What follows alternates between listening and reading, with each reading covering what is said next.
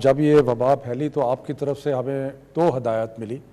ایک یہ کہ طلباء کی صحت جو ہے اس کا مکمل خیال کیا جائے، اور دوسرا یہ کہ تعلیم کا سلسلہ جو ہے وہ جاری رکھا جائے. تو اس میں ہم نے سارے صوبوں کے مشاورت کے ساتھ دو بڑے فیصلے کیے صحت کے حساب سے، اور وہ یہ تھا کہ جتنے بھی تعلیمی ادارے تھے ملک میں وہ سارے 31 مئی تک بند کر دیے گئے.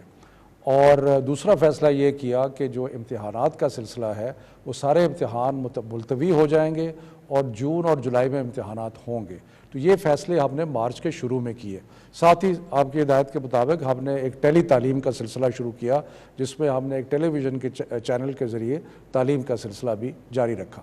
اب جب ہم نے یہ بھی فیصلہ کیا تھا کہ وقت گزرنے کے ساتھ ہم یہ سارے فیصلے جو ہیں ان کو ریویو بھی کریں گے.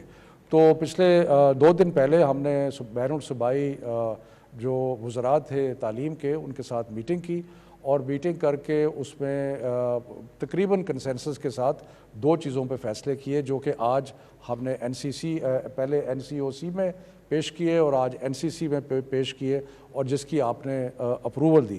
تو وہ 2 فیصلے کیا ہیں؟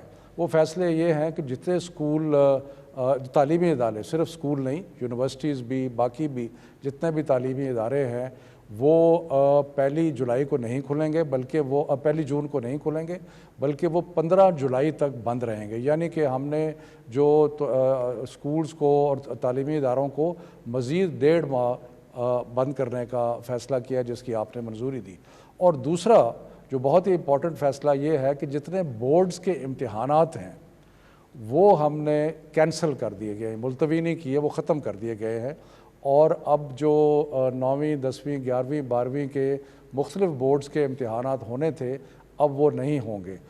اس کے بجائے جو پچھلے سال کا رزلٹ ہے اس کی بنیاد پر پروموشن ہوگی.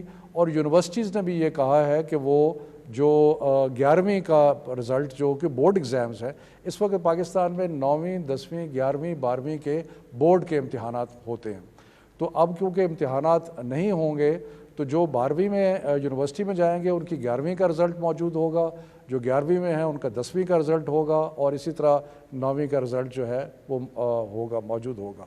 سو اس لحاظ سے جو پچھلے سال کے رزلٹس ہیں اس کی بنیاد پہ کچھ لوگ پروموٹ ہو جائیں گے اور کچھ لوگ یونیورسٹیز میں جا کے داخلے لے سکیں گے. تو یہ ایک بہت اہم فیصلہ ہے جو بچوں کی صحت کے لیے، کیونکہ اگر امتحان جو ہیں وہ ہالز میں ہوتے ہیں اور وہاں پہ کلسٹر ہونے کا خطرہ تھا، اور دوسرا ان کو وہاں پہ آنے جانے کا، تو اس لیے بچوں کی صحت کے لیے اور والدین کی تسلی کے لیے یہ 2 بڑے اہم فیصلے کیے گئے.